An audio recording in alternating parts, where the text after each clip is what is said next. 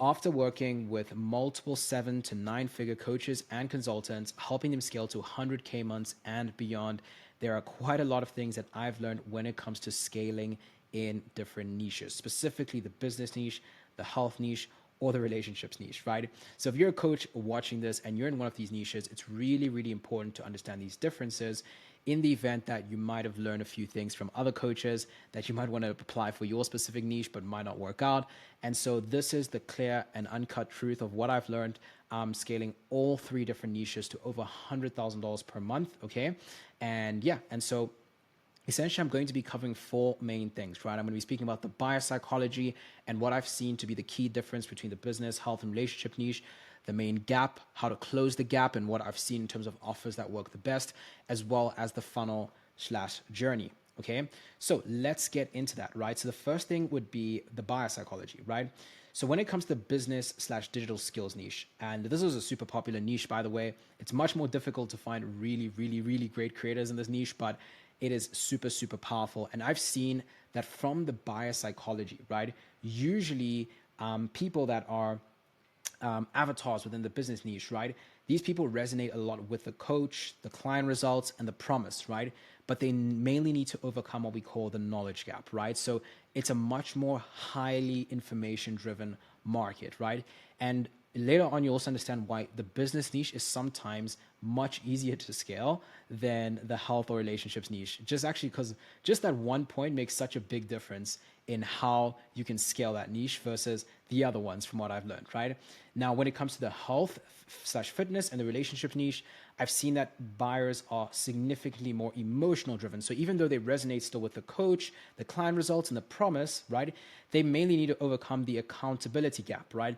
And from my experience, that means that this audience isn't like, they do not weigh knowledge as much as they weigh accountability, right? So the main gap when it comes to the business niche, when it comes to these audiences, these avatars, when you're marketing to these people, is if they can get over that knowledge gap, if they can get over that accountability gap, usually they will convert, right? If of course you have something that the market actually wants, right? And so because of that, and through my experience, I've seen that in the business niche, it's much easier for you to sell video courses, much easier for you to sell one-to-many programs, right? So that's like maybe a community, or where you have like one coach and multiple people. That could be a workshop, frameworks, right? It's much easier to sell these things because people really value the information as the, let's say, like higher weight, if that makes sense, right? Now with the health and fitness niche, I've seen that it's much more difficult to sell just a standalone video course. It's much more difficult to just sell a one-to-many program. It's much more difficult to just sell a community, right? I've actually noticed that for the health and fitness and the relationships niche, it's much easier to sell things like chat support, right? Personalized plans, check-ins, intimate coaching, sometimes communities.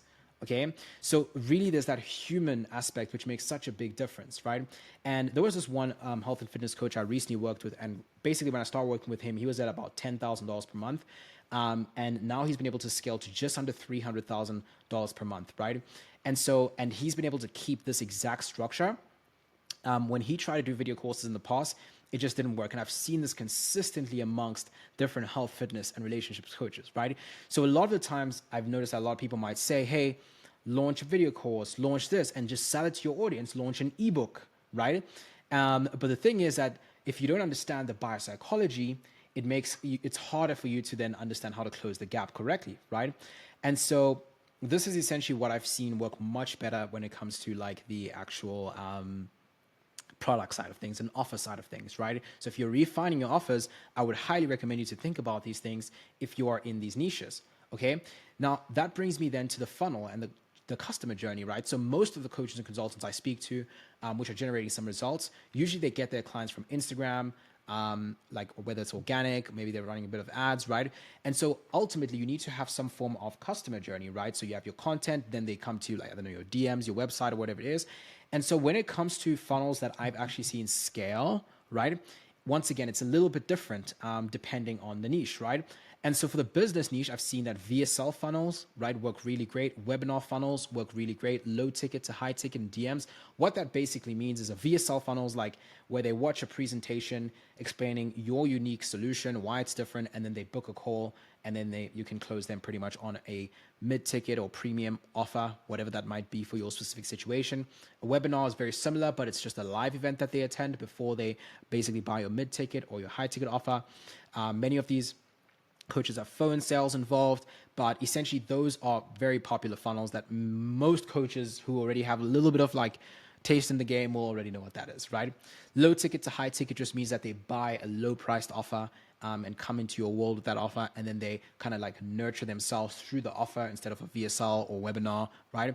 And then essentially they eventually ascend to a high priced offer. And then the last thing is like DMs, right? So Instagram to like DMs or Facebook to DMs instead of like directly to a low ticket offer or a webinar or a VSL, right? Now, generally I've seen the business digital skills niche, almost all funnels usually work in this niche, to be honest, from my experience, like almost all funnels work.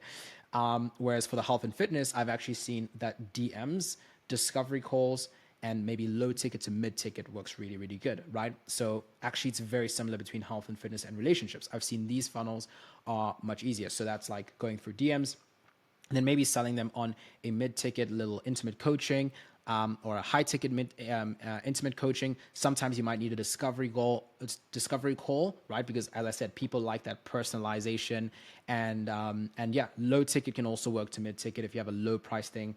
Like I don't know, like if they need to like your low price offer could literally be like 5 signs that you have this issue, and then people go through it and then they might essentially buy your other offer, right?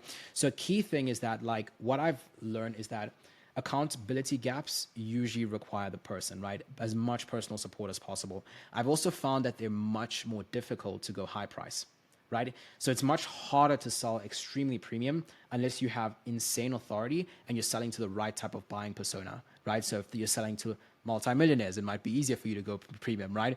But generally from the mass and what I've seen is that it's much more difficult for you to sell super, super high ticket, right? And I would consider mid ticket being like between $500 and yeah, I would consider mid-ticket being like between $500 and let's say like a few $1,000s, right? And high ticket I would say is probably like $3,000 and more, right? At least as a minimum, right? And so I've seen it's much more difficult in the health and fitness and relationships niche to actually sell those types of packages, right? Much more difficult, right? And so essentially why I kind of bring this up is that I've had, like, as I said, I worked with a coach who was actually able to scale through DMs and chat support, right? I have another coach who was able to scale with intimate coaching, right? And also DMs, right? And so this is very important because when you now go and do like a webinar, it can also work. It's just a lot more difficult, right? If let's say your product isn't one of these, you know what I mean? If you're just going to sell like a video course, it's going to be much more difficult because a lot of the times from what we've seen is that people in these spaces, I mean, look, it is possible you might have, you know, a special mechanism or a unique solution of some sort, right? That is so much like, you know, but generally from what I've seen, this is like how I've seen the different niches scale effectively, right? And this is really, really important so that you don't try and apply the frameworks and strategies that might work for somebody else's industry and niche into your own, right? Yeah, there was a lady, like I spoke to a while ago, and she, you know, also got into like a coaching of some sort. And she basically tried to launch these ebooks and like these video courses, and they weren't selling as well, right? But that's once again coming back to the buyer psychology and usually the gap that, you know, you're trying to close, okay? So all right, guys, that's pretty much like the biggest things I would say I've learned. If we just keep it super high level on scaling in different niches. On my channel, I just share more info and more content around scaling. And yeah, basically how we do it with ads. One of the strategies I love a lot is selling low ticket offers, which as you can see works for all the different niches, selling some form of low ticket offer. So yeah, I pretty much go into more detail on that. So if you want to get more content, just drop a subscribe. I drop a video like this every 2 weeks or so, and yeah, share some source on it. So yeah, I hope this video makes sense and helps you with scaling your specific offer.